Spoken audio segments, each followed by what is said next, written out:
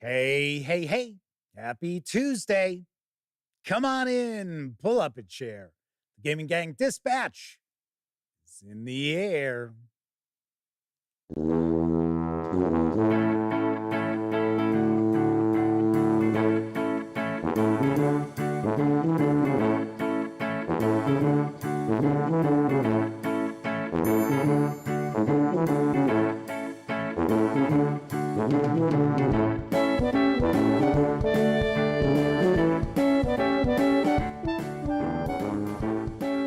Howdy, gang, and welcome once again to the Duct Tape Studios. I'm Jeff McAleer, your host, here at the Gaming Gang Dispatch, brought to you by, incredibly enough, not only thegaminggang.com, which I happen to be the founder and editor-in-chief, but also Roll for Combat. Yeah, so we'll be talking about our sponsor in just a bit. But first of all, welcome aboard, everybody. Tonight is Tuesday, November 26th, 2024. This is live stream 1125. Welcome to Thanksgiving week, at least here in the United States. So there is that. Got the holiday on the horizon. I know a lot of folks are pretty excited about that, especially here, obviously, in the United States. Anyway, welcome aboard. If you're not overly familiar with the show, let me point out, super casual, just hanging out, talking about the latest in tabletop gaming news. And then I will normally pontificate about a topic related to our hobby, which I shall be tonight, because we're going to talk about Elon Musk versus Dungeons and Dragons and Wizards of the Coast. A lot of people talking about it, a lot of people chiming in, throwing in their own 2 cents. I have already had like 5 or 6 emails just in the past 2 days. And this actually was, if I remember right, I think the tweet that got everybody worked up from Elon Musk was on Friday, if I remember correctly. Anyway, we're going to talk about that. But before we do, of course, when you're not watching videos on the Gaming Gang channel, be sure to visit thegaminggang.com for all latest in tabletop gaming news, reviews, and a whole lot more you are not going to find here on YouTube. You know the drill. Get your geek on at thegaminggang.com. Also, because this is a live show, that means there is chat available. It's not on screen. It's one of the ways I keep some of the more unusual commenters at bay. And you must be a subscriber to the channel for at least 10 minutes before you can take part in chat. Yet another way I keep some of the more unusual commenters at bay. But if you check both those boxes and you want to say howdy, maybe you got a question, a comment, by all means, chime in. I will do my very best to respond. First out the gate tonight is Walona's Cave. Our good friend, the Madman, who also happens to be one of our chat moderators, is also with us, as is Maddie C., Jose Fernandez, Bradley Thorpe, Testy Trekkie, Gleamwin RX, Midnight Green Gaming, who is going to be celebrating a birthday tomorrow. Very happy birthday to you. Sean O'Donnell, Kevin King, Flaming Huron, another of our chat moderators, is also in the house, as is Vorpal Bite and Kabuki Kid. Yeah, Double K is visiting with us this time around. Mike is with us in chat. Looks like we've got chat off and rocking and rolling already. The Badgers popping on in, asking, sup, nerds? Shanbot V42 is with us. Yes. Verbal Bite asks, hey, I need a suggestion. What would goblins do with their captive human princess? All depends on the kind of goblins that you utilize. If you're using just classic, kind of old school goblins, probably try to eat her. But if you were looking to do something fairly clever, I would say, I mean, if you were using, say, like the wacky Pathfinder goblins, that's how I kind of base my goblins a little bit. I would think you could do something pretty interesting with them. Maybe have them like try to make her their like new ruler or something. It might be kind of fun. You never know. You never know. Kathy Evans and Will Moore are also hanging with the gang. And I'll take a guess, the lovely and talented Miss Sarah D might be lurking in the shadows, pulling a Plan 9 from outer space Bella Lugosi with her glittery banhammer. So we might have all three of our chat moderators hanging with us tonight. Sarah Thustra Owens is popping on in. So they're like, so Elon Musk, ? We tackle the tabletop gaming news around here first, and then we get into our topic of the day, just so you know. So Sarah D says she's just adding more glitter. Will Moore says they had goblins worshiping a cow they had captured, calling it the Milk Mother. That's pretty good. I like that. I like that. All right. So before we jump on into the news, let's talk about our sponsor. That's right. Our friends over at Roll for Combat and their Year of Titans Kickstarter. It is almost 780% funded, and you will find 13 new playable species, new ancestries delivered every month throughout 2025. In fact, you'll get a double dip in January. You'll get 2. You'll find unique species and subspecies that you are not going to get anywhere else. Extensively developed lore, fully developed cultural insights, ancestral feats. The 5e version will have new backgrounds. Each species will contain over 20 tokens depicting the species in a variety of character options. And it's available for both 5e and Pathfinder 2nd Edition. In fact, speaking of the Pathfinder 2nd Edition, you will also receive free ancestries for that flavor of your choice. And you'll also get access to the development team. Exactly all you're going to need to effortlessly add fantastic new playable species into your campaign. There is a short Kickstarter video, so let's take a peek.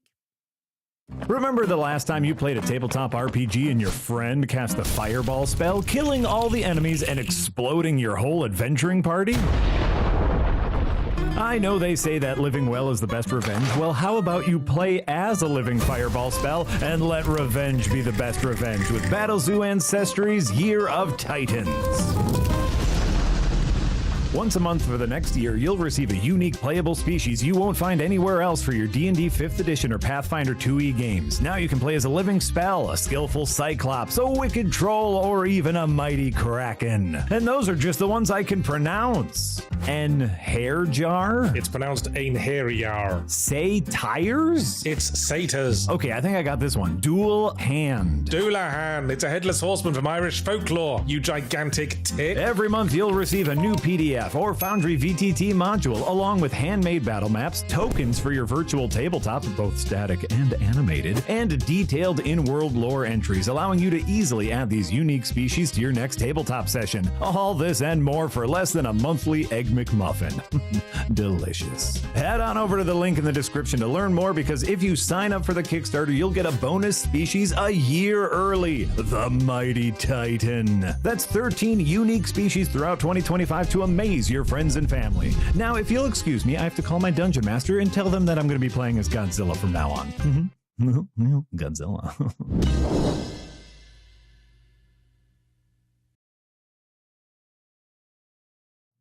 The Year of Titans Kickstarter is right about the 780% funding mark over on Kickstarter, which is why I just said it was a Kickstarter.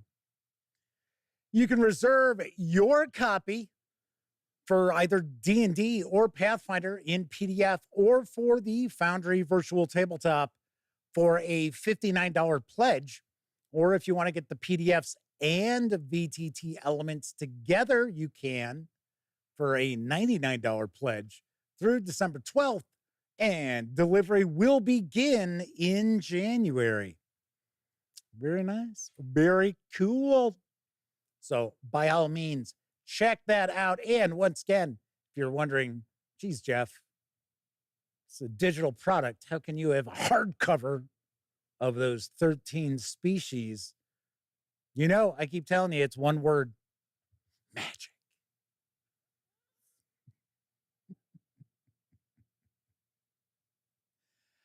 All righty then. So let's jump on into the news, because the third edition of the Bolt Action World War II Skirmish Miniatures rules, say that 5 times fast, have landed from Osprey Games and Warlord Games. I've got the lowdown. A revised and updated third edition of the best-selling Bolt Action World War II wargaming rules. Bring the great battles of World War II to your tabletop with Bolt Action. Strike out from the beaches of Normandy towards Germany. Sweep across the deserts of North Africa in lightning raids. Battle the enemy in the sweltering heat in the jungles of Asia and on the islands of the Pacific. Fight doggedly from street to street in Arnhem, Stalingrad, and Berlin. Whatever your preferred style of play, your miniature collection, or your historical interests, the diverse army and scenario options will allow you to build a force that fits. Field everything from standard rifle platoons to heavily armored tank forces, fast-moving reconnaissance patrols, and even artillery units. This third edition features refined and updated rules and starter army lists to get new players straight into the action. Seasoned veterans, meanwhile, will find new tactical depth in the detailed force composition mechanics and a wide variety of fresh challenges in the scenario generation system. Rally your forces, study the terrain, and prepare for battle. The fight continues. The 320-page hardcover is available now. It carries an MSRP of $50. You can grab just the PDF alone over at Drive-Thru RPG or Wargame Vault as well for $35. I reviewed the first edition of Bolt Action. I'm trying to think if I reviewed the second edition.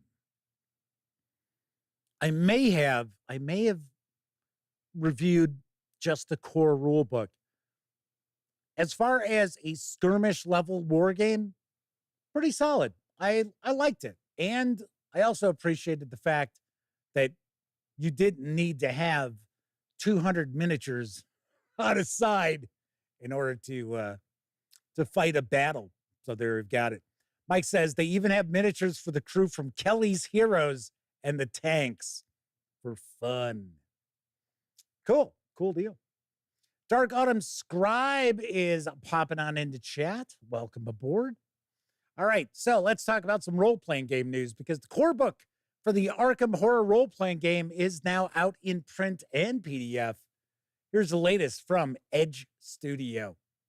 Beneath the glitz and glamour of the roaring 20s lurk terrors older than time and more dangerous than you can imagine. In the heart of 1920s New England, nestled among the rolling hills of the Miskatonic River Valley, lies Arkham, Massachusetts.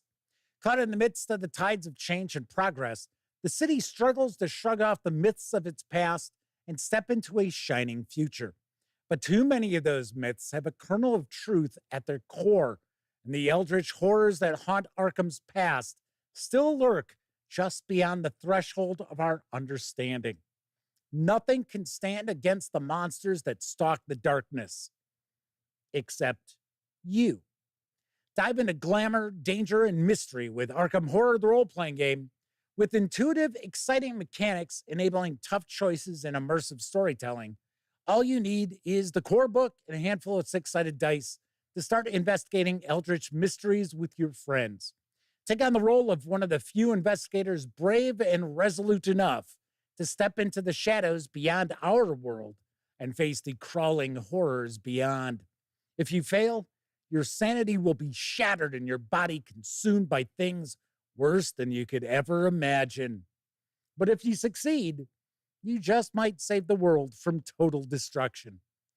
This book contains the core rules for Arkham Horror, the role-playing game, full rules for building characters, information on the city of Arkham and its neighbors, a collection of adversaries, and a nightmarish ancient one that they serve, and a complete adventure to let you get straight into the action. The 256-page hardcover carries an MSRP of $49.99, or if you want to just grab the PDF, you can do so over at Drive-Thru RPG for $29.99. I will say that artistically, this looks pretty damn solid. Of course, it looks like it's utilizing the same artists that Fantasy Flight Games uses for their Arkham Horror releases. Kind of curious about the mechanics of the game, though. And because it is kind of built on Arkham Horror, not maybe necessarily the mechanics of the game, but just that setting, that situation. I wonder how far outside of Arkham they actually explore. Just kind of curious. I don't know. Just kind of wondering. Wouldn't mind taking a peek at this. And of course, Edge Studio is also now producing the Star Wars role-playing game releases too. That's another thing. I was kind of surprised that we didn't see this actually utilizing the same Genesis system as Star Wars does. I almost said Star Trek. And some like the generic Genesis system and stuff like that. It's kind of surprised. Tennessee Trekkie says they got the starter set of this. I remember when that came out at Gen Con, kind of came out of the blue. I didn't know anything about it. Says they were thoroughly disappointed. Aha. Can I take a guess? You were thoroughly disappointed because there wasn't much in it? Because I know companies that aren't used to doing starter sets, sometimes their starter sets, if you're not looking at a Free League Publishing, Chaosium Inc., Modiphius Entertainment, sometimes it can be lacking. Even some of the Free League Publishing beginner boxes, their starter sets are a little weak too. Semper Buffo's with us, as is Russell Higgins. A2 is with us. I believe this might be a first-time visit in chat. So welcome aboard. Kick back and relax. Zarathustra is saying it's a hard game to run and play. They'd say more difficult than any other role-playing game. We already know that Vorpal Bite is not a fan of Lovecraft. If I remember correctly, last week they were saying there isn't a single good Lovecraft film out there. I disagree with that. I would say it's not exactly a rubber stamp for greatness, though. That's for certain. All righty. So, thought I'd share the news. It's out. It is out. Something else that's also out is Warhammer Fantasy Roleplay Tribes and Tribulations. Yes, that's right. It is out in print and PDF. I've got the latest from my friends over at Cubicle 7 Games. Orcs and goblins infest the wild corners of the old world and beyond. They are creatures bound by a common ancestry, a love of bloodshed and violence, and the unifying spirit of the Wah. I always laugh about that. Wah. It's like right up there for me as Malsrita. Anyway, yeah, I know, I'm having fun. Orcs and goblins are the perfect antagonists for any game of Warhammer Fantasy Roleplay. Tribes and Tribulations provides details on a number of these belligerent and spiteful creatures: goblins, orcs, black orcs, hobgoblins, and snotlings, as well as sections on ogres and trolls. Each specific tribe receives its own chapter, demonstrating the variety of orc and goblin warbands that plague the old world and beyond. We've got the Cluster Eye tribe, the terrors of the Drakwold, a band of forest goblins hungry for captives, and possibly human princesses. That's a maybe. The Broken Nose tribe, notorious breakers of several dwarf holds and looters of artillery. The Black Mountain Boys, a vicious band of orcs accomplished in the arts of banditry and extortion. The Stone Snakes, savage orcs engaged in an ongoing campaign against the depredations of chaos dwarves. The Wolf Boys of Oleg Khan, a band of hobgoblin scouts for hire with a pronounced reputation for treachery. Mad Hogs Pay Swords, a brutal group of mercenary ogres currently located in the wilds of Ostermark. Trolls in various forms. Now, the various forms taken on by these ferocious monsters, as well as insights into their behavior. We've also got magic, the shamanistic practices of orc and goblin magic users, and the spells they employ. Orc and Goblin Nemesis, which is a guide to mighty orc and goblin foes, notorious warlords, and monsters. Orcs and Goblins provide a GM with classic antagonists for Warhammer Fantasy Roleplay, and Tribes and Tribulations offers all the tools needed to provide such creatures with the strategies and personalities required to make them memorable and challenging enemies. The 112-page hardcover with PDF is available now. It carries an MSRP of $34.99. Or if you want to just grab the PDF, you can do so over at Drive-Thru RPG for $19.99.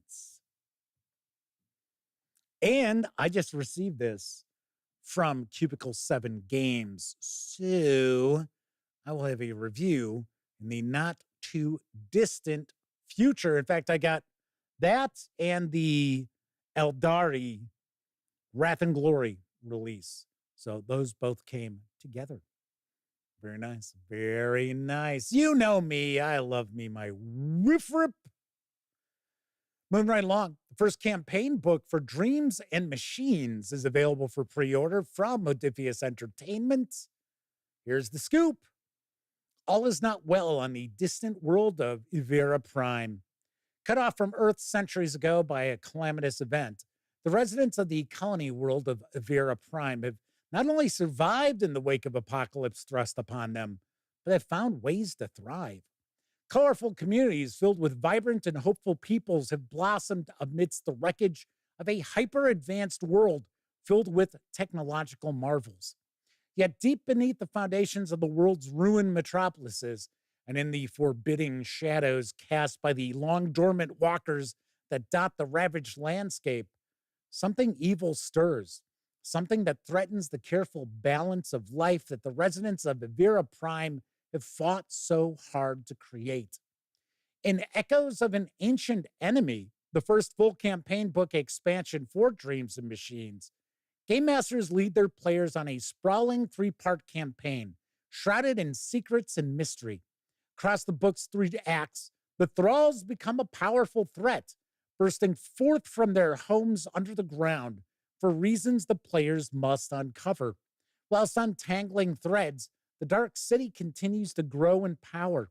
More and more Thralls than ever before heed its sinister call. But for what purpose? And do they truly do so of their own free will? Take your players on a gripping and exciting adventure as they travel from New Mossgrove through Regis Castile and into the region of Murtavallo as they try to uncover the truth behind the strange goings-on plaguing their homeland. Bring them face to face with colossal destructive mechs overloaded with Dark City code. Guide them into Emerta, the City of Sighs, a massive sprawling metropolis where mystery and adventure await any brave enough to seek it out. Help them discover an untouched Zetakor hidden with Queen Pasiphae's lair. Taking a guess on that pronunciation. And what lurks within. Finally, let them uncover the secrets behind just what is driving the thralls into the embrace of the Dark City and why they are fleeing the day of doom. The 176-page hardcover with PDF carries an MSRP of $37.99. Of course, if you order from Modiphius Entertainment, you will actually get the PDF immediately. Or you can just order the PDF alone over at Drive-Thru RPG for $19.58. Very cool. Very cool. Nice to see some support for Dreams and Machines. I was not sure if we were going to see that. And the way this campaign book is laid out, it utilizes some of the other recently released content. So I think there were some PDF only releases that were for good old Dreams and Machines. All right, looks like for some strange reason, chat dropped. So I took a second here, make sure that we're okay here. It is not on our end. So it is a YouTube problemo. So here's something interesting about Modiphius Entertainment. Someone must be looking to either be investing in Modiphius or they're looking to acquire Modiphius. Because I had somebody reach out to me who is doing research. And strangely enough, they were sort of like implying that Modiphius Entertainment isn't well regarded in the industry. And I got an email yesterday asking me to share whatever I could. And I wrote back saying, I don't know the movers and shakers with Modiphius Entertainment. I mean, I don't even really know their marketing person anymore because they stopped using the marketing group that they brought on board for about a year. So I was like, I don't know. I don't know what to tell you. I don't have any inside dope. So I get another email this morning and it's like, oh, come on, you can tell us. And I was like, what the fuck is going on here? I was like, I'm telling you right now, I don't know anything that I could share with you. And they even had said something about, wasn't disreputable. It was along those lines, though. I was like, that's weird. That's really weird. So anyway, I emailed back and I said, I'm telling you right now, I don't know anything that I can share with you that you cannot just find publicly available. I said, I've reviewed some of their products. I've talked to Chris Birch once. I was like, okay, all right. Will Moore says, Jeff, you're clearly holding back. Give us the dirt on Modiphius. I did actually write Chris Birch an email just to let him know. I'm sure he knows that they're gathering intel on Modiphius, but I wanted to let him know that they were kind of implying that Modiphius Entertainment is not well regarded in the industry. So, Duke knew. Coco B is with us, as is Kevin R. Smith. Kevin says, hey, got here in plenty of time to discuss Elon Musk reacting to old news. Yes, to news that is about, 6, maybe 7 months old? We're going to talk about this. We're going to delve into this. As I mentioned on the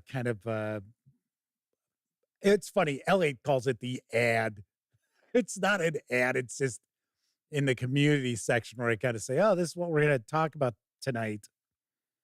You might be surprised whose side, if any, I am in this. Well, we're almost there. This is our final news piece. The Techno Fantasy Supplement is out in PDF for the second edition of Fantasy Age. Here is the skinny from Green Ronin Publishing. After the fall, strangeness rises from the ashes. Before classic fantasy, there was science fantasy, a genre that borrowed freely from mythology and science fiction, creating strange worlds for heroes. After the apocalypses of legend came our fear of technological destruction. Fantasy Age techno-fantasy fuses these genres with traditional fantasy to create a campaign resource where, after the collapse of a mighty technological civilization, magic and futuristic technology provide new tools and powers for characters and inspire adventures where science, sorcery, and raw wonder draw heroes across fallen lands. Sift through the ashes of the fall and discover the following: ancestries changed by the fall and the presence of technology, such as plant-growing greensmith dwarves, and ancestries revised and expanded for Fantasy Age 2nd Edition. The quasi-reptilian saurians, the Orions, who are living machines. New talents and specializations, including alchemical brewing and salvage to make the most of scarce resources. The cyber soldier and mutant specializations who embody a blasted world where science and sorcery stand together, and more. Cybernetics, blasters, robots, powered melee weapons, and other high-tech gear tailored for Fantasy Age games. Technological stunts and tinkering that allow heroes to alter their personal tech. And the digital and machine arcana, revised and expanded for Fantasy Age to bind technology to magic. High-tech vehicles and rules to operate them, from the horse-like cyber steed to flying skimmers. New adversaries such as guard bots and war bots, as well as the products of strange ruins, weird science, and forbidden experiments. Plus, a breakdown of the inspirations and classic motifs of techno-fantasy, synthesized from multiple genres. This is PDF only. It clocks in at 64 pages. And you can grab it over at DriveThruRPG for $19.99. I would like to take a peek at Fantasy Age. Always heard pretty good things about it. And it's now got a 2nd edition, which didn't come out that long ago. It's within the last year or so. Will Moore says when they were a kid, they'd put on a pirate eye patch and pretend to be Snake Plissken from Escape from New York. Kind of a weird movie for a 10-year-old to be so into. I think I was like 12 or 13 when I saw that, because I'm pretty sure it came out the summer before I went to high school. So I seem to recall that being the case. All righty, so that is the news for tonight. Of course, quite a few times I mentioned DriveThruRPG. Don't forget, the gaming gang, thus the Dispatch, is affiliated with the One Bookshelf sites. So if you're going to go visit, say, DriveThruRPG, Storyteller's Vault, Dungeon Masters Guild, Wargame Vault, what have you, please stop by the newly redesigned thegaminggang.com and click on one of our banner ads. That way, if you happen to make a purchase, I get 5% of that sale. And all those nickels, dimes, and quarters really do go a long way to keeping thegaminggang.com around. Also, if you like the video, if you dig the channel, if you find thegaminggang.com to be a valuable resource, hell, if you just like what we do, then you can always swing on over to paypal.me/thegaminggang to make a small donation. Hell, you can buy me a 2-liter bottle of soda.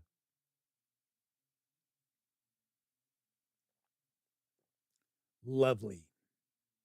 And there are some of you out there who swing on by paypal.me/thegaminggang and make not small donations, such as my buddy from high school, Scott Weigel, John Webster, Agile Monk, Craig Watkins, and the Madman himself.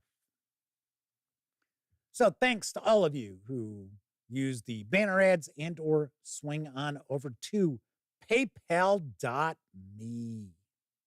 So we're going to talk about Elon Musk and his beef with Dungeons and Dragons and Wizards of the Coast in a few moments.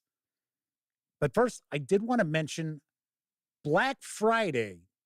I am going to roll out the holiday sale, where if you've been following the Gaming Gang for about a year or more, you know from time to time, I will share a game sale where I will put games that I have up for sale. Easy peasy. And you get some pretty good deals on that stuff too. So what we're going to do this time out is it's going to be a 50-50 game sale. And what I mean by that is for whatever I sell, half of those funds minus the processing fee that PayPal has, because that's how I accept payment is through PayPal. Half of whatever is purchased, I'm going to donate to St. Jude's Children's Hospital. So, and I am going to run the sale from Black Friday probably through, I don't know, like December 12th, 13th. I'll have to take a peek. But I am going to make sure that I run it only until maybe no later than the 15th of December. Because I'm sure some of you will be, maybe buying stuff to give as gifts. So I want to make sure that that I get that out there for you. So keep your eyes peeled, because I will launch that probably in the wee hours of the morning on Black Friday. Speaking of Black Friday, that is going to be the topic for tomorrow's show. We are going to talk about Black Friday sales that are out there, which will be of interest to tabletop gamers. If you happen to be hanging out, watching live, taking part in chat, share Black Friday deals that you might know of, because it's certainly not going to be like I won't have every single deal out there. I'm going to have a good number to share with you. But, there's tons of stuff that flies under my radar anyway. So there you go. All righty. So we are going to talk about Elon Musk versus Dungeons and Dragons and Wizards of the Coast in just a few moments. But first, I think it's time for a brief intermission. It's intermission time, folks. Time out for a delicious snack in our sparkling refreshment building. Every item a fresh, appetizing taste treat. Holiday dinner just seems a little bit off without it. The French's original green bean casserole. Made only with French's French fried onions. Easy to make, delicious to eat. Perfectly in tune with the holidays. Alpha Beta talks turkey. Barbecued. Stuff. Football. Cornbread. Mashed potatoes. Glazed. More football. For your celebration, Alpha Beta has 100% natural Zaki or Foster Farms fresh California-grown Tom turkey, 69 cents a pound. Or frozen California Norbest or Valquest young Tom turkeys, 32 cents a pound. A 10-pound bag of russet potatoes, only 69 cents. And Sutter Home White Zinfandel, only $2.79. Nobody talks turkey like Alpha Beta. How about a delicious cup of Wilkins coffee? No! Strange things happen to people who don't drink Wilkins.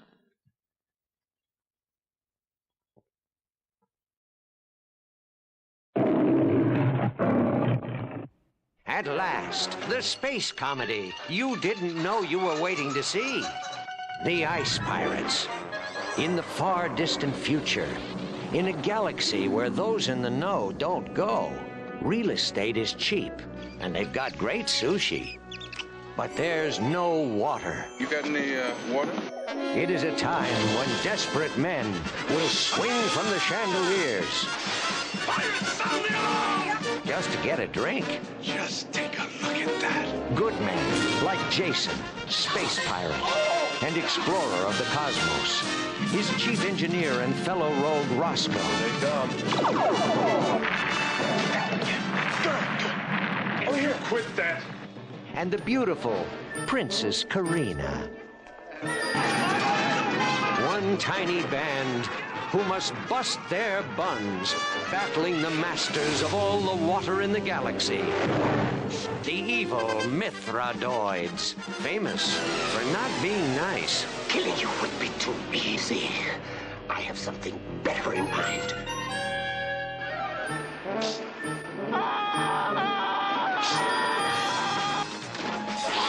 The Ice Pirates. See startling special effects.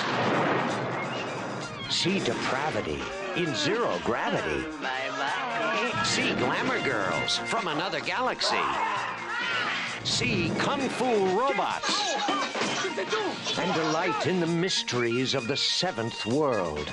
The one place in the universe to get a decent glass of water. Don't do that. I insist. How's it going? Oh, it's going great. How's it going with you? The Ice Pirates. A totally spaced adventure.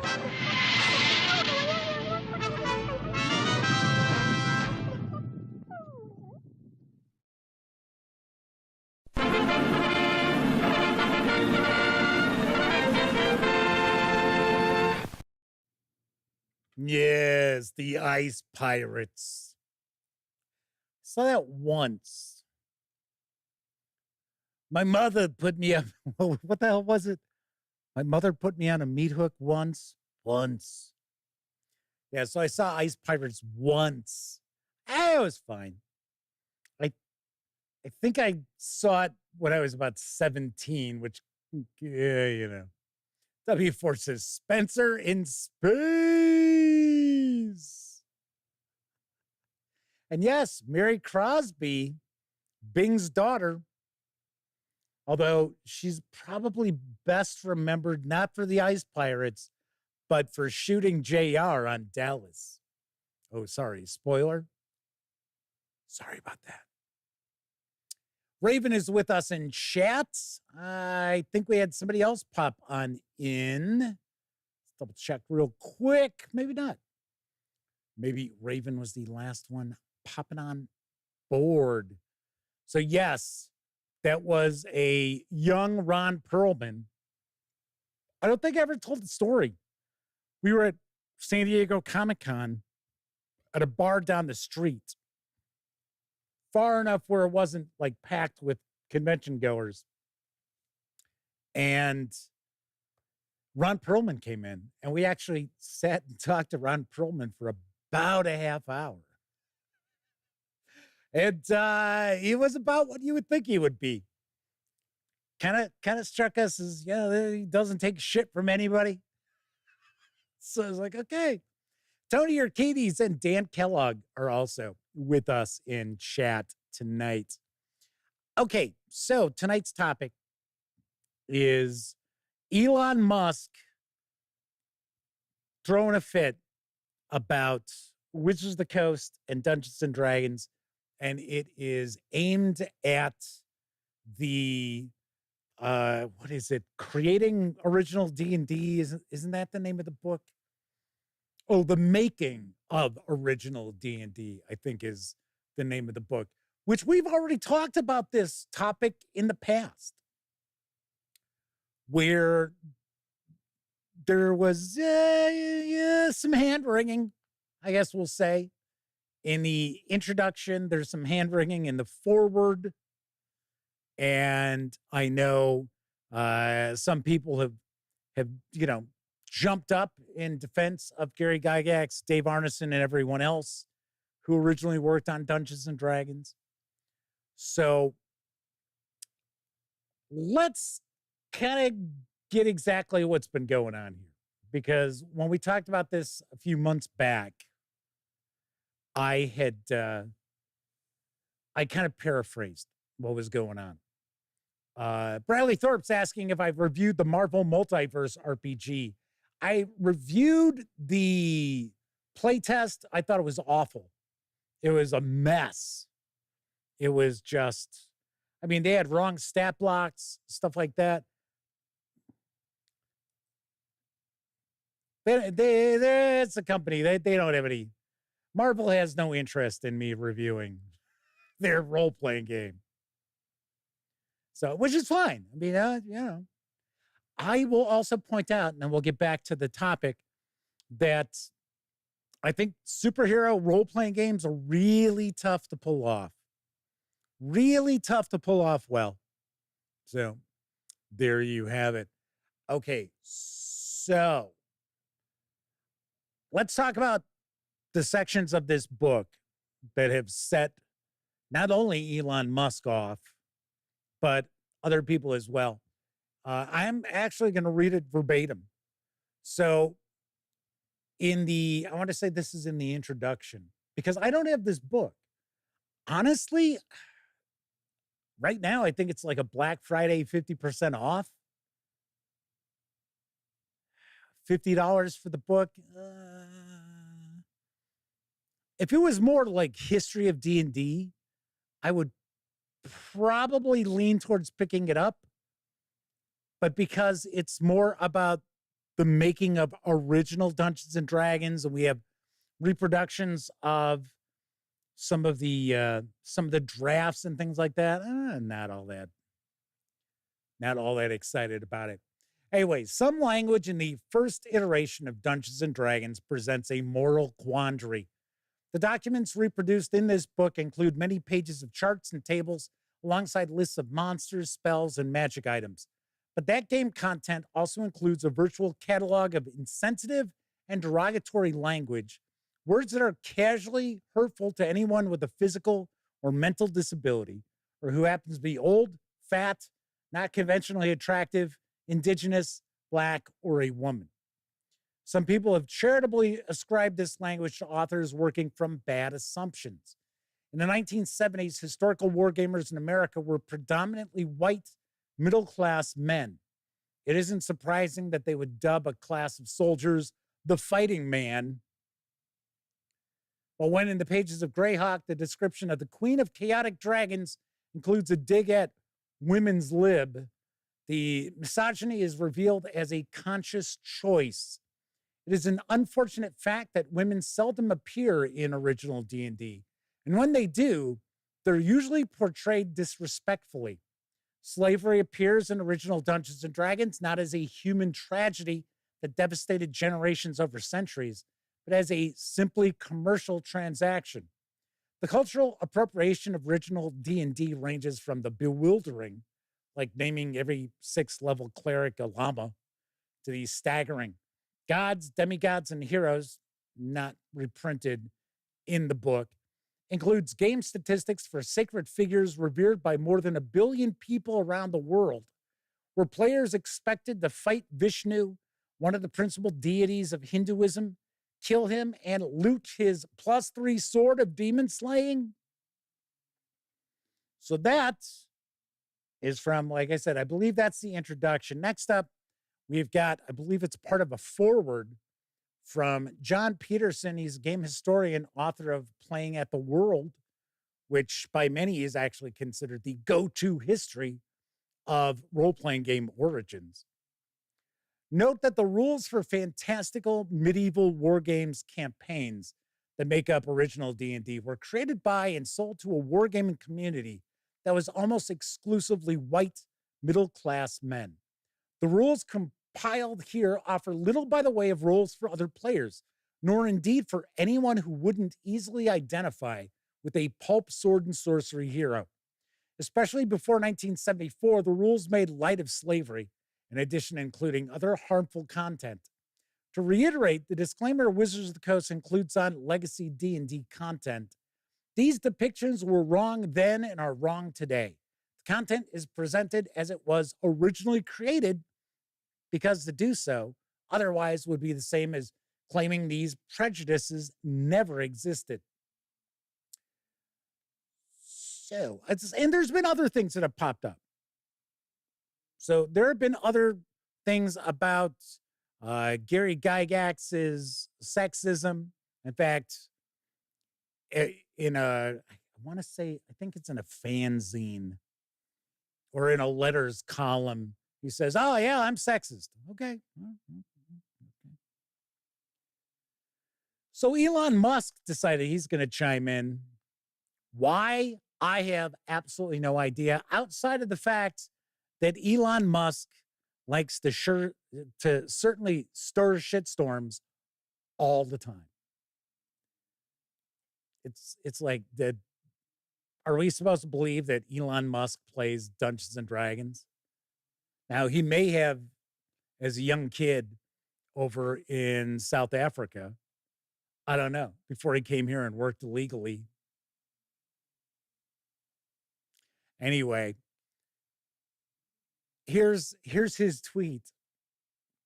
Nobody, and I mean nobody, gets to trash Gary Gygax and the geniuses who created Dungeons and Dragons. What the fuck is wrong with Hasbro and Wizards of the Coast? May they burn in hell. All right, so Elon, why don't you tell us how you really feel? It's like, come on. So we'll get into my take on this in just a minute, but I do want to also mention that Robert Kuntz, who is essentially the last man standing from original D&D, at least like people who were involved with the design of it, has taken issue with the introduction from the book. As I mentioned, there have been allegations of Gary Gygax being sexist, of the designers being racist, misogynistic. So Tessie Trekkie's pointing out that Gary's daughter made a comment. Yes, and I actually have it right here. It is Heidi Gygax Garland, who I have not talked to, but I have seen at GaryCon. And she, as far as I understand, I think she's the only person, only one of the three women who still actively plays D&D. So, regarding the post by Ben Riggs, D&D co-creator Gary Gygax was sexist. In my opinion, much seems to be taken out of context and pieced together. I cannot verify the sources, although I truly believe they are incomplete and or incorrect. I think Frank Metzger, why do I always mess up that name? Actually, I think it's just pronounced Frank Menzer, states his insights on this eloquently. As for my perspective, I do not believe my father was racist or misogynistic. Was he sexist? He was born in 1938 to a father born in the 1880s and a mother born in 1906. He was raised in a traditional Anglo-Saxon Protestant family with traditional biblical family values where the male was the head of the household. In my adult opinion, yes, this is sexist and doesn't hold up to our more enlightened standards today. Yet he was a loving father and husband who valued all his children and his wife. All three of his daughters played Dungeons and Dragons with him at some point, but I happen to be the only one who still plays. In short, he wasn't perfect, but he was far from all the negative accusations that are surfacing or resurfacing. I'm extremely proud as a strong, independent female to have Gary Gygax as my father and my family legacy. There we have it. So, we talked about this before. And first of all, let's keep in mind all the folks, Elon Musk, get all worked up. Oh, burn in hell, Wizards of the Coast. Burn in hell. Maybe he was like jumping up in the air while he was trying to tweet that or whatever. I find it funny. It's now called X, but it's still tweeting. I say it all the time. Should it be like Zeeting? Isn't that what it should be? Anywho. So he's playing his angle. He's playing his rage angle, which he likes to do it. Yeah. That's what he does. Sort of like, man, stay in your lane, will you? So it's like W4 asks, is burlesque sexist?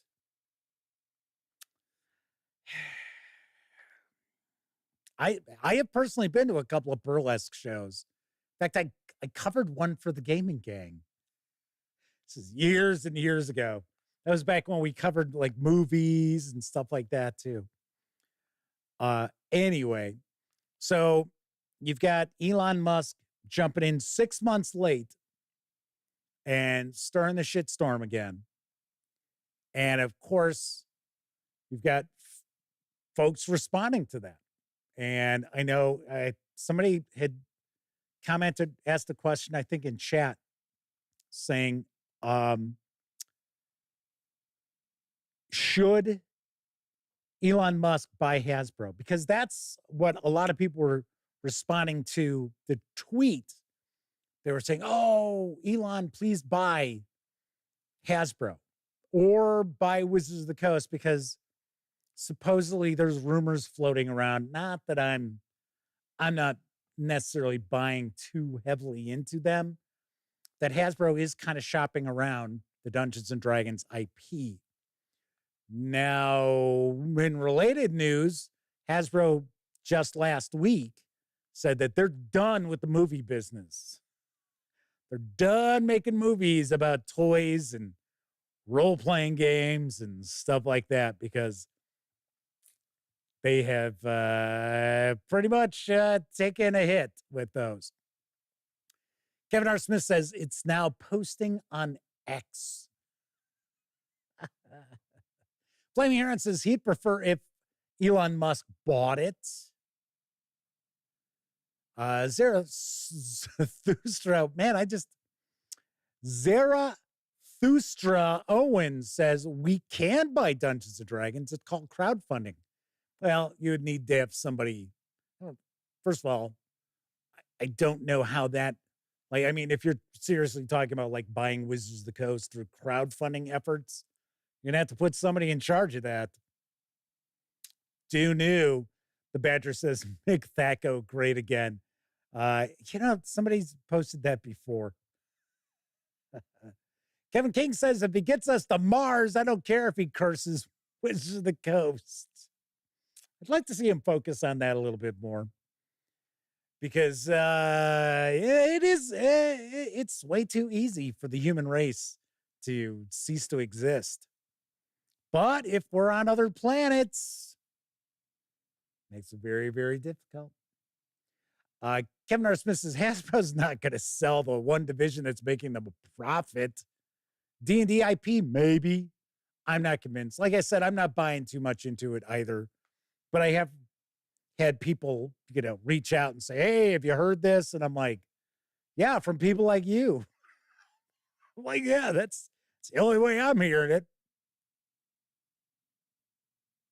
Okay, so on one hand, Elon Musk needs to go do his own shit and not worry about Dungeons and Dragons. So, and for the people out there who are like, oh man, I hope he buys it and just burns it down. Do you really? Is that really what you want? Because the people who say that aren't playing 5e or 5.5 anyway. We've talked about this before. The people out there who are just constantly going at it, and I get it. Topics like this bring in the views. I was bouncing around. Do I want to talk about this or not? Because I hate the clickbaity shit. I really do. And I try to stay away from clickbaity stuff. Because both sides of this argument, they have an agenda. There is an agenda there. There are more than two agendas, as far as this goes. On the other hand, do I think Wizards of the Coast does a lot of shit that just alienates a large portion of people who would buy their product because they bought Dungeons and Dragons in the past and supported the IP for decades? Oh, yeah. Oh, yes. Take a look at some of my reviews of Wizards of the Coast releases for 5th edition D&D. There is a reason why they don't like me doing reviews of their stuff and would prefer that I don't. So, yes, I am not on either side of this. I am not like, yeah, Elon, yeah, buy D&D, burn it all down. Absolutely not, because you know what? I'll tell you right now, if Elon Musk were to purchase, let's say, Dungeons and Dragons, not Wizards of the Coast, not Hasbro, Jesse makes an offer for Dungeons and Dragons that can't be refused. I'm going to tell you right now, Dungeons and Dragons will be a bigger mess than X. It's just how it'll be. So, but people out there are like, oh yeah, Elon, buy it. Oh, fuck Wizards of the Coast. They're not buying the product anyway. And the reality is, it doesn't matter if Elon Musk bought it or not. They're still not going to buy the product. So you're going to have the people who still won't buy D&D, and then you'll have alienated all the people who are quite happy with Dungeons and Dragons in its current state. But Tessie Trekkie says, Musk strikes them as being similar to a lot of highly intelligent people. They know a lot about a very specific topic and think that means that they can easily learn and solve everything else. Kabuki Kid says, but I thought Musk was a genius. Yeah, maybe at one thing or two, like Tessie Trekkie points out, you know. Sean O'Donnell says, I have a lot of positive feelings for 5e, even if I'm super put off by Wizards of the Coast behavior. In the end, them going down will leave a vacuum that I'm not sure would get fully filled. No, I don't think so either. So let's talk about some of the agendas that people have as far as this goes. And yes, we have talked about this in the past, that Wizards of the Coast seems to want to go out of their way to denigrate the creators of Dungeons and Dragons and TSR. The way Wizards of the Coast likes to present it is, yeah, Dungeons and Dragons, yeah, it really wasn't anything. It wasn't anything until, you know, we bought it. That's when, and, you know, yeah, the popularity of Dungeons and Dragons did explode. The reality is it exploded more because of COVID than because of things like Critical Role. But things like Critical Role were a big, big driver of people picking up Dungeons and Dragons. Okay, that's great. Sadly, you know, actually, the reality is I'm kind of curious. I would like to find out how many people bought Dungeons and Dragons because they watched Critical Role, tried to run it, and then were like, man, this is nothing like that show, and gave up on it relatively quickly.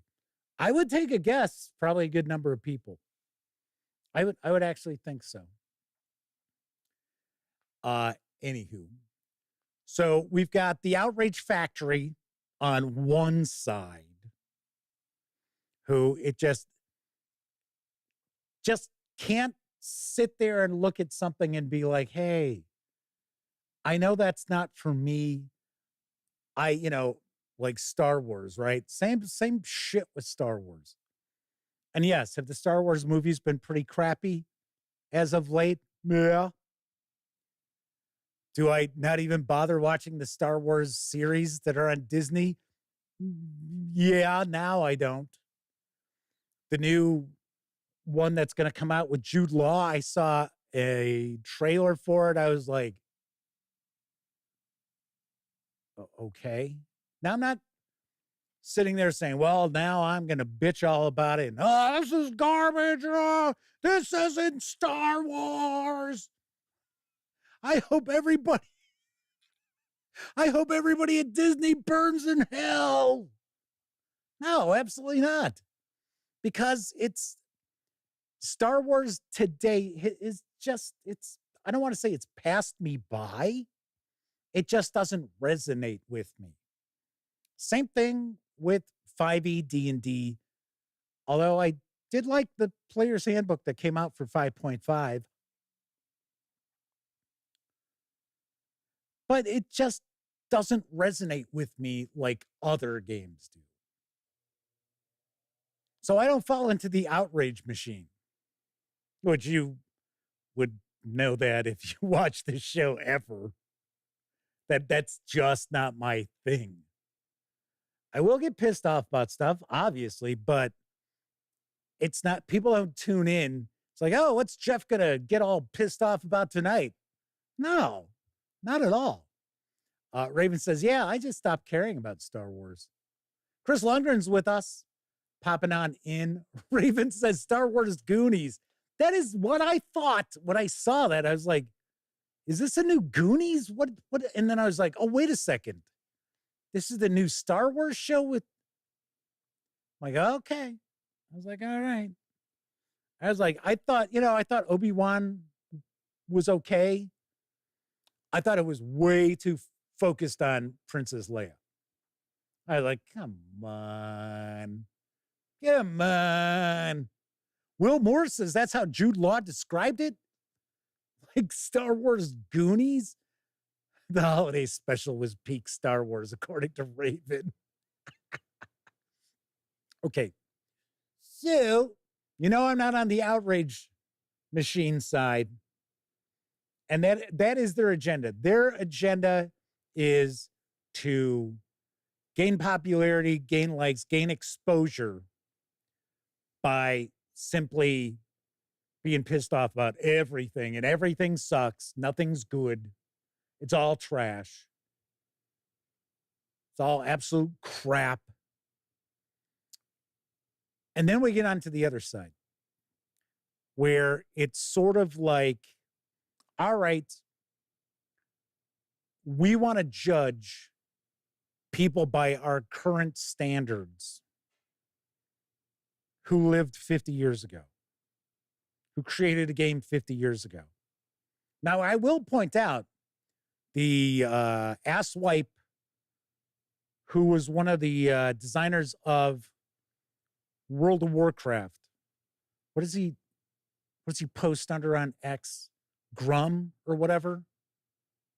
It's like he's the angry mob. Sort of like, well, if you're gonna be all bent out of shape about something, maybe you should actually know it's the 50th anniversary of Dungeons and Dragons, not the 40th, which he posted continuously. And it's sort of like, I'm sorry, if you get something that basic wrong, I know goddamn well you're just sitting there going, cranking up the rage machine. Oh, I need more followers. Raven said, I lived 50 years ago, but I was an infant at the time. Zarathustra says, yeah, it's called presentism, judging past culture by today's culture. We've talked about that before. Oh, Raven says grooms, whatever. So I have no time for that. It's such a ridiculous premise. And we had talked about this previously on the show months ago. And I had said, just like it drives me nuts when I listen to people talk about, what a racist Abraham Lincoln was. Abraham Lincoln didn't do enough. And I'm like, well, the reality is, if you look at it through our current goggles, yeah, Abraham Lincoln did not feel that white folk and black folk were equal. He did not. He felt that blacks should have the ability to rise as high as their abilities would allow. But he wasn't like, oh, yeah. But the thing is, if you compared his outlook to that of the vast majority of Americans, North and South, he was as progressive as fuck. I mean, so it drives me nuts when, when people are like, oh, well, it doesn't matter about the time they lived in. That sort of stuff's just not acceptable now. Okay. And 20 years from now, when it's acceptable again, then what? So I have a really hard time with, and maybe it's because I'm now 57 years old.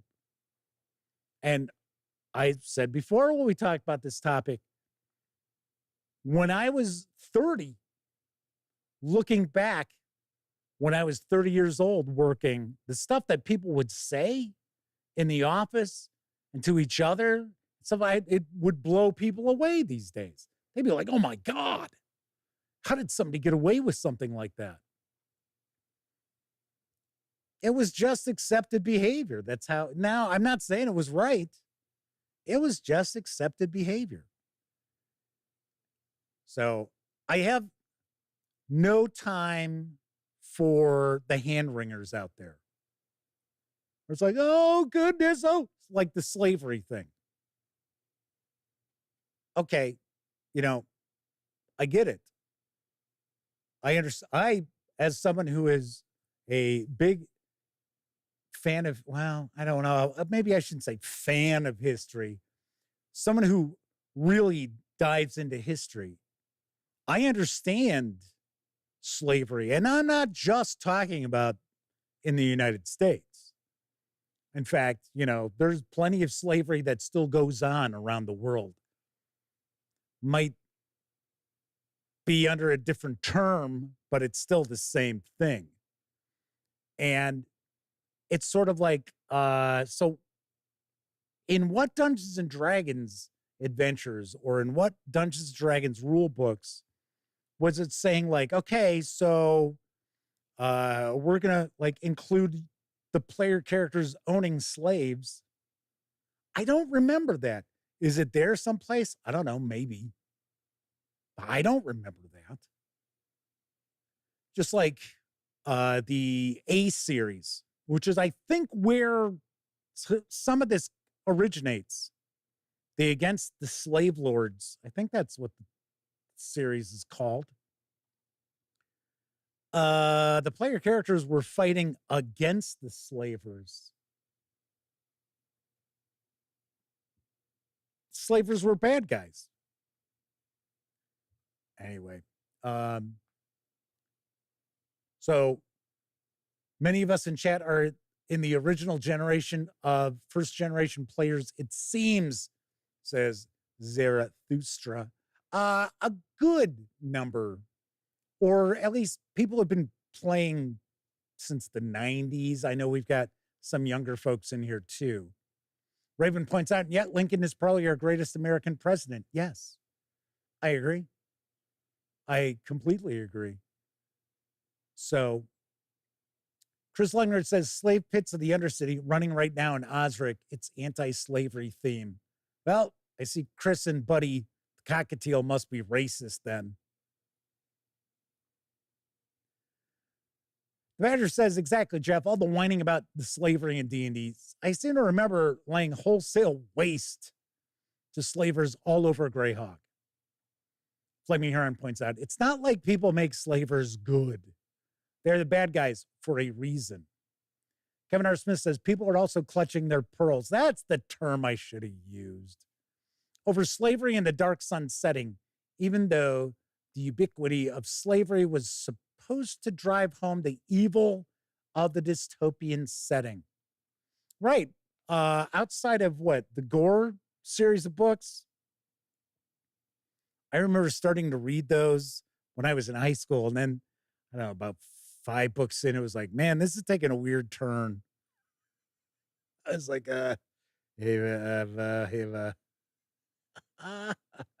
W. Ford says started in 1980. Does that make them first or second generation? I would say that makes you first. So anyway, so yes, so the Pearl Clutchers, I'm not on their side either, because I think a lot of the, we're so sorry about the verbiage that's in this book that was published 45 years ago. Just like the nonsense of it was like, oh yeah, well, it was middle-aged white guy. Oh no, I'm sorry, middle-class white guys playing the game, and that's all it was. All it was aimed at. Yeah, because that's who played it. That's who bought the game. Because I point this out all the time, and I don't know if people at Wizards of the Coast just can't get this through their fucking skulls. People who played D&D back in the 70s, 80s, 90s, they weren't cool. Being a nerd wasn't cool. Being a geek wasn't cool. Kids didn't want to be called geeks.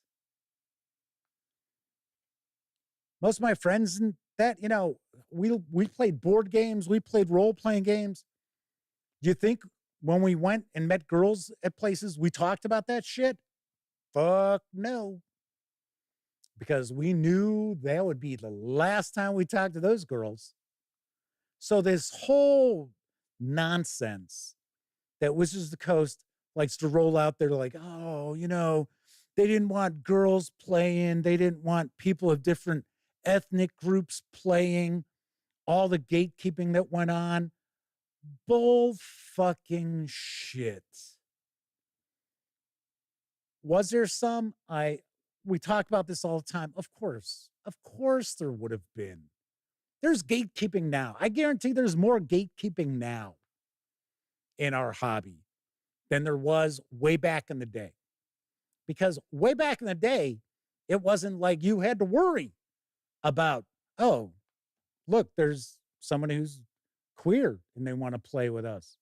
They want to play in our Dungeons and Dragons campaign. Didn't really see that.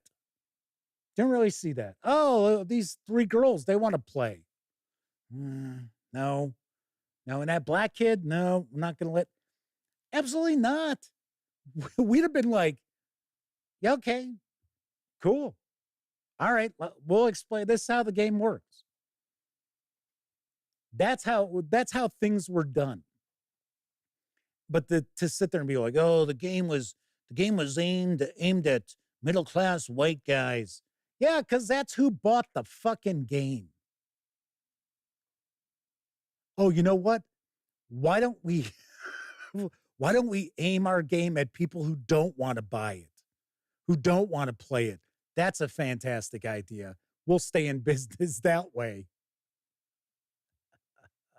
Jeez.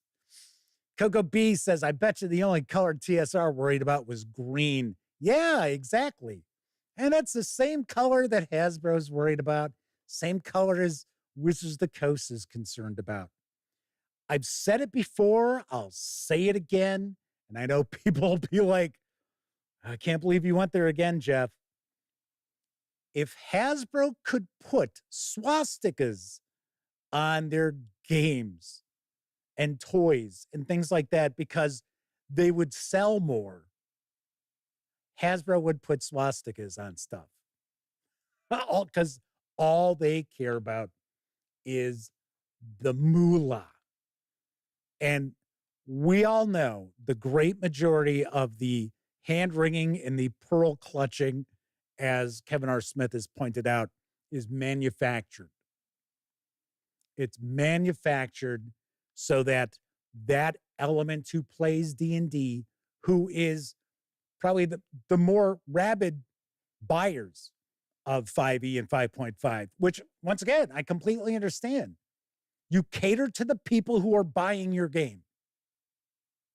Wizards of the Coast is not going to cater to a lot of you watching out there, as well as myself, because 5e really isn't our game anymore.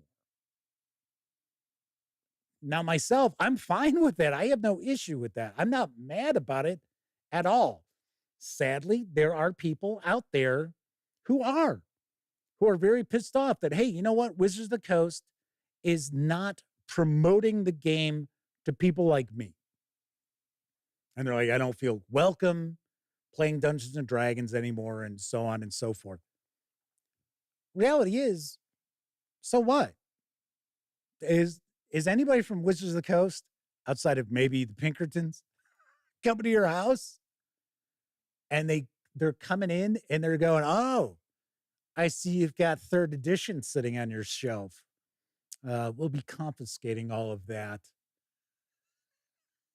It's like, no. It's not going to happen. But, I understand it. It's funny. I just watched an old episode of American Experience from PBS. Told you, I love history. And it was about the war on disco. And you got to keep in mind, I live in the Chicago area, well, far Chicago suburbs. I grew up in the city. So I know all about Steve Dahl because my friends and I all listened to Steve Dahl and Gary Meyer on the loop in the morning. Disco sucks, disco demolition, all that stuff. And it's really funny because, there you go, Kabuki Kid says, cute disco duck. Oh my gosh, what an awful song. And, funny enough, there's disco songs. I'm like, yeah, I like that song. Yeah, it's fine. But I was, one of those kids like, yeah, disco sucks. But you had to realize that one of the reasons why there were young people who were like, oh, disco sucks, is because it was something exclusive they couldn't be part of. They couldn't go to the disco or the club and get in because they weren't cool enough or good looking enough, or they didn't dress the right way. And that pissed them off. And that was one of the things that fueled people turning against disco or not getting into disco in the first place. So Fleming Huron says, but disco's dead, Jeff. Yeah, but house music's not. That's what disco became. Anyway, but it's kind of funny because when people can't be part of something, if they feel they're excluded from something, then they get pissed off. And they tend to lash out at that. And that's what I personally think is going on with the latest or more recent iteration of Dungeons and Dragons. So for especially about the past 7 years or so, and I see it's going to continue on because we are not becoming a kinder, gentler country here. I'll tell you that much. But don't know what to tell you. I'm not with the outrage machine. I'm not with the hand wringers. I'm with the Chaosium Inks, the Warlord Games, the Modiphius Entertainments. That's who I'm with. So, Kevin R. Smith says, ironically, the song La Freak started out as a diss of Studio 54's exclusivity and ended up paying homage to that disco. It's kind of funny is as far as the whole disco thing was that in Chicago, like we grew up on the north side, and the north side was more affluent than the south side. I will also point out that there were, the north side had some people who just thought their shit didn't stink. Whereas the south side was more, working folk. North side Cubs fans, south side Sox fans. And it's kind of funny because these clubs were popping up. These, disco clubs were popping up in Chicago. And, guys wanted to get in, right? They saw Saturday Night Fever and they were like, hey, yeah, all right. Because that's where the ladies are. And then just like Studio 54, where it'd be like, yeah, you You, not you, you can go home. No, you. So they lashed out. Cold War Tuesday is with us. Says also, Grum's Mark Kern is vocal because certain calls Wizards of the Coast made have been in the Western video game industry and now creeping into the East and trying to change Asian culture, his heritage. Not something I'm necessarily aware about. The Badger says Jeff's talking trash about Evanston, Wilmette, Winnetka, Kenilworth. Not really talking trash about Evanston. Evanston was fine. I used to go up to Evanston all the time. People were all right up there. Chris Lundgren says, Jeff being a history geek like him. A fair question. How do you think future generations view all this political correctness, and will we get back to somewhere in the middle? I would hope we get back to somewhere in the middle. I'll tell you, one of my all-time favorite comedians is George Carlin. And George Carlin, pretty liberal like myself, but he also, like me, had problems with the Democratic Party. So Sean O'Donnell says they dated a girl in Evanston. I actually dated a couple girls who lived in Evanston. So that's why I'm saying Evanston was fine, especially around Northwestern. It's okay. Shanbot B42, I thought you were going to bring up the disco night baseball game that led to the whole stadium chanting disco sucks as they burned some disco albums. All right, so if you're not familiar with Disco Demolition, they didn't just burn some albums. They blew them up. They blew them up with explosives. And then because the White Sox sucked at the time. They were awful. They were the second worst baseball team in the majors. And they were playing the worst baseball team in the majors. And Bill Veeck, who I used to sit in the bleachers at Wrigley Field after he sold the White Sox, and he'd be out there with his shirt off and his shorts, and he had a wooden leg. I've talked about Bill Veeck before. Super nice. What a cool guy. Well, his son did promotions for the White Sox. And one thing the Sox were famous for, and Bill Veeck was famous for, were like really off the wall promotions. So they figured, hey, we'll do this disco demolition thing.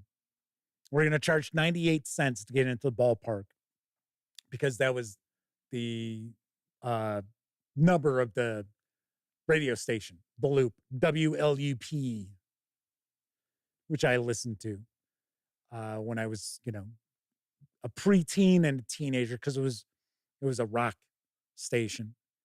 And he thought, maybe we'll pull in another 500 fans, or not 500, 5,000 fans with the promotion. Well, they filled the ballpark and people were actually climbing over fences. They were climbing up the side of the ballpark to get in. So after they blew up the albums and Steve Dahl and Gary Meyer and their crew leave, they were actually on a Jeep. Steve Dahl was dressed like in a soldier's uniform with a helmet and everything. They blow up this bin of albums because it was 98 cents and he had to bring a disco album to get into the ballpark, and they were going to blow up all the albums. So they did, and people were like, oh my gosh. They like really went overboard with the explosives. And then not everybody, all these people, hundreds of young people stormed the field, and they were just rioting on the field, tearing stuff apart, starting fires in the outfield. Yeah. Pretty wild. But yes, I'm not a Sox fan. I've never been a Sox fan. But I do remember Disco Demolition. I don't recall seeing it on TV. But I remember a kid I was friends with, his family, they were all White Sox fans. And I remember him asking me if I had heard about it. It was the other night. I said, well, I heard Steve Dahl was going to go there and do it, but what happened? And that was like, okay. Ron Turner says, straight whites lost it that day. It really showed those freaks from the disco scene. Yeah, once again. Yeah, it's kind of what it was. That's kind of what it was. It was young white guys. And, at that point in the 70s, factories were closing, manufacturing was shutting down. So the Rust Belt jobs were disappearing. So you had a lot of these young people, they were like, what kind of future am I going to have? And they were pissed. They were upset. And of course, once again, this comes from the whole, how do you judge people at a time when things were more permissible? Right? So, I've talked about this before. I had family members when I was a kid. Man, my one grandfather, he would not watch a television show if the lead character or characters were African American. He would not watch it. Didn't matter if it was the best show on television. He was not going to watch it. And that was not an unusual thing. So, all right. Anywho, so there you have it. As far as Elon Musk's war on Dungeons and Dragons and Wizards of the Coast, personally, I think it's ridiculous. I think Elon Musk has far better fish to fry than just be stirring a shitstorm with a tweet. But this is what Musk does. He gets a burr in his ass, and then he's like, oh, okay. And then he posts on X some shit that riles people up, and then he's already on to something else. So as far as people thinking Elon Musk is going to buy D&D, that is not going to happen. Not at all. So will Musk continue with this D&D theme on X now? Will Hasbro respond? I doubt it. I don't think so. I think the responses you're going to get are from people who are on the peripheral. So like Heidi Gygax. So I think that is, or I should say Heidi Gygax Garland, because that is her official name. I think we get stuff like that. We're not going to get anybody from Wizards of the Coast come out and be like, oh, because for one, they probably just, they're like, whatever. Like, who cares? Once again, Wizards of the Coast is not going to be overly concerned with the people who are not buying their products. Wizards of the Coast does not care if you spent hundreds of dollars back in the day buying everything that came out for second edition Dungeons and Dragons. They do not give a shit. And they're like, they don't mind that you're not part of the family anymore either. So if it continues, if it elevates, will I do another live stream about it? Well, I do live streams normally 3 nights a week. Will I tackle this again? No. Because as I had mentioned, if you tuned in a little bit late,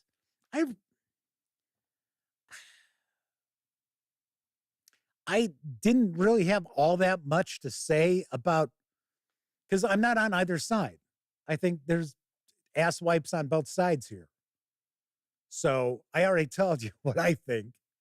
It's sort of like, okay, instead of complaining and whinging about Dungeons and Dragons and the current state of Dungeons and Dragons and Wizards of the Coast, you don't buy their stuff anyway. Who gives a shit? And then on the other side, it's like, okay, this was 50 years ago. You do realize people thought differently 50 years ago. Think how many things have changed over the last 50 years. Internet, Don't you think the internet has changed, just tremendously changed the way people go about their lives? The way they think about things, the way they are exposed to things, good and bad. So yeah, that's more nonsense. Like I said, on that side, it's sort of like, give me a break. It's like, oh goodness, oh, we're so sorry for, oh geez. If you're so sorry about it, then don't publish it. Okay, I think that would be pretty obvious, right? If you're just so tremendously verklempt, isn't that the name? Isn't that what it was? Verklempt. Getting verklempt over the making of original Dungeons and Dragons because of the verbiage and things like in that, then don't publish it. So, all right. Chris Langren says it gets exhausting. People telling us how the game was. They were not even alive. Yeah, I know. We talked about this too. Where it's like, oh, I love the people who want to tell me what the hobby was like when they weren't anywhere around the hobby. Many of them weren't even born. But they're going to tell me what the hobby was like in 1985. It's like, whatever. It's like, please. W4 is a reminder of that joke from Sleepers about how wrong we were for thinking salt and red meat was bad for us.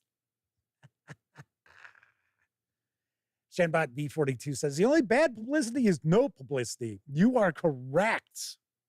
That is correct. But as far as, if this escalates and goes crazy and like Wizards of the Coast starts freaking out, yeah, maybe we would have another show with this as a topic, but probably not. We got way too many fun things to talk about. So hopefully, you didn't get like the impression that this is supposed to be a downer show anyway, right? Anyway, so that is it for this time out. Tomorrow, we are going to talk about Black Friday sales. So if you are tuning in tomorrow night, if you've got some Black Friday sales that you're aware of that you'd like to share, and of course, they have to be of interest to tabletop gamers. It's not like, hey, vacuums are on sale at Walmart. Oh, really? Thank goodness. Which one? But yes, if you know of like game publishers or like online retailers, stuff like that, then by all means, chime in. I mean, and of course, if you don't have any, doesn't mean you can't tune in and hang out. Sean O'Donnell says they watched the Amazing Adventures review while on Troll Lord's stream. So they asked about generic specific supplements. Steve said that's planned in some form. Yeah, I don't know what Troll Lord Games probably thinks of my review. I mean, I like it. It's actually down there. That is the player's handbook. But as something that's being promoted as multi-genre, which reality is it should just be non-genre specific, try to make it more generic, and then do settings, like setting releases. Oh, okay, so here's horror, here's science fiction. Once again, like I said, superhero stuff, that's tough to pull off, right? But it's still got, I mean, to me, it was like really focused on two-fisted pulp action, which is fine, but that's not how it's being promoted. It's not how it's being marketed. So it's being marketed as, oh, well, you could use this for anything, which you could. Cold War Tuesday says, GURPS Light. I actually mentioned, even though I don't really discuss the Jackson games, I even said, hey, keep in mind, this is not Troll Lord's version of GURPS. It's not what this is. Anyway. So that is it for tonight's show. As I mentioned, tomorrow we'll talk about Black Friday sales. And On Black Friday, I will be launching a game sale. And if you tuned in a little bit late, I am going to split whatever I get off of the games and donate that to St. Jude's Children's Hospital. So it's going to be a 50-50 sale is how we're going to do that. All righty. So if you were watching live, thank you very much. If you watched live and took part in chat, tip of the cap to you, because not only were you keeping me company, you were keeping each other company as well. But of course, I know a lot of folks out there, you don't have an opportunity to watch live. Doesn't matter if you're watching live or on Memorex. Thank you very much for taking time out to watch any of the more than 2,100 videos here on the Gaming Gang channel. Of course, when you're not watching videos on the Gaming Gang channel, be sure to visit the newly redesigned thegaminggang.com for all the latest in tabletop gaming news, reviews, and a whole lot more you are not going to find on YouTube. You know the drill. Get your geek on at thegaminggang.com. Everybody enjoy the rest of your morning, afternoon, evening, whatever time of day it is in your neck of the woods. If you like the video, by all means, please give it a quick thumbs up. Subscribe to the channel if you haven't already. And if you do subscribe, don't forget, ring that bell, because it'll not only let you know when the Dispatch streams live Tuesday, Wednesday, and Thursday evenings at 7 p.m. Central right here on YouTube. Also let you know when I share other videos, such as my upcoming review of The Electric State from Free League Publishing. Stay tuned for that. All righty. Once again, I'm Jeff McAleer. Thank you very much for watching. And until I see you next time, certainly hope all of you get to enjoy plenty of great gaming with your gang.